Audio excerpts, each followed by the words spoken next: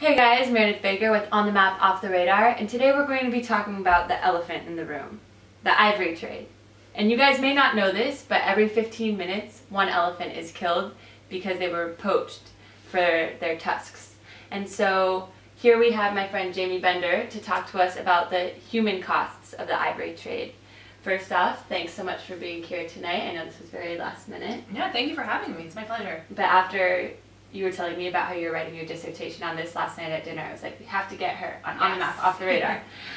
So just to start off, can you give us a broad overview of the ivory trade and what ivory is typically used for? Sure. So ivory comes from elephants. That's, I guess, a very important fact to make clear. To procure a piece of ivory, you have to kill an elephant. Historically, ivory has been used for anything from billiard balls to jewelry to piano keys to statuettes. You name it, it's probably been made in ivory. And I guess where it's interesting to start talking about the ivory trade is in the 1980s when levels of poaching just reached unprecedented levels, and the Convention of the International Trade of Endangered Species, CITES, placed a ban on the trade. As a result, population of elephants were able to recover. And it wasn't until 2008 when CITES permitted the one-off sale of 60 tons of ivory to China and Japan that we've seen elephant populations starting to seriously decline. In the last 3 years alone, 100,000 elephants have been poached for their ivory, and current estimates of the population are anywhere from 300,000 to 400,000 total. Wow. And you said in how many years will that lead them to be extinct? In the next 10 years, probably. Next 10 years. And can you kind of give us an overview on how an elephant is poached? Sure. There are two ways typically that elephants are poached. The first is using poison arrows, which are shot at the elephant, and then the elephant then slowly dies over the course of a couple of days by slowly becoming paralyzed. And the second way is with the use of helicopters and guns that shoot at herds and pretty much massacre them down.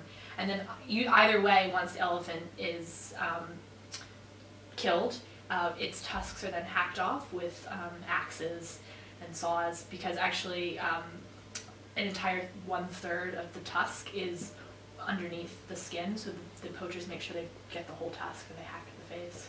That's horrific. Yeah. And now that you've kind of given us this overview of how the poaching takes place, can you talk about the human cost of the ivory trade? Sure. So the ivory trade represents, I guess, a diabolical intersection of some really nasty elements. So I guess in terms of human cost, it's the park rangers who are guarding these parks that are being killed, but also looking more broadly, ivory in fact funds terrorism, particularly the Islamist military group Al-Shabaab. Research suggests that anywhere between 40 and 60% of their revenue, or income rather, comes from the ivory trade alone. And these are the same people who, in September of 2013, killed 67 people at the Westgate Mall in Nairobi. So some not nice connections there.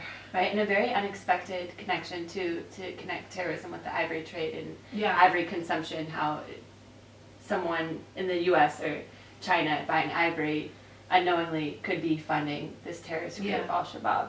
And also you were saying last night at dinner about the cost of a dead elephant versus of a live elephant, if you could just briefly touch on that. So an elephant is worth a lot more alive than it is dead for its tusks.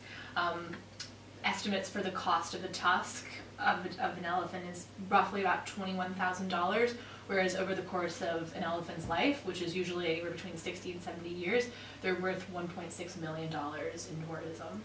So it's much more profitable for the people where the elephants are from. Absolutely. To keep the elephant alive. Yeah. And then it creates jobs and better economic benefits for those people. So not only are elephants a keystone species for the environment, they're also obviously a big source of revenue for tourism.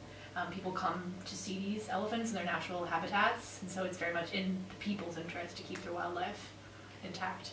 And can you talk about if ivory as kind of an illegal trade, and you said it was fourth in the list of illegal trade, and what would happen as well if it was made legal? Yeah, so ivory trafficking is anywhere between a $15 to $20 billion industry a year. It comes in fourth behind arms, drugs, and human trafficking. And there have been debates about whether or not we should just legalize ivory, but if anything, the sale in 2008, when China and Japan were permitted to buy 60 tons of ivory, we saw rates of poaching triple. Because suddenly a market was created. China legalized 150 ivory carving factories in its own country, or in China. So legalizing the ivory trade isn't necessarily the solution. And could you also, touching on China, talk about China and the U.S. Involvement in the ivory trade? Sure. So China currently is the largest consumer of ivory. And then second to China is actually the U.S., which I don't think a lot of people realize. I didn't know that. Yeah. But if you could tell us about kind of maybe a common misconception in the media about the portrayal of the ivory trade and something that's overplayed or underplayed. Yeah, I think people in the media very much address the fact that every 15 minutes an elephant is killed. And yes, it's a huge cost to the actual population of the elephants, but there's also a significant human cost that comes from these terrorist organizations being funded by the trade. Yeah, that statistic is one that it blows my mind. I had no idea that the ivory trade funded terrorist groups like Al-Shabaab. Well, thank you so much, Jamie. That was incredibly powerful and very informative. And if you guys want more information on the ivory trade and specifically the kind of human cost of it, Jamie's going to provide us with some helpful links that we'll include at the bottom of this video. Thanks for watching. I'm Meredith Baker, and this is Jamee Bender for On the Map, Off the Radar.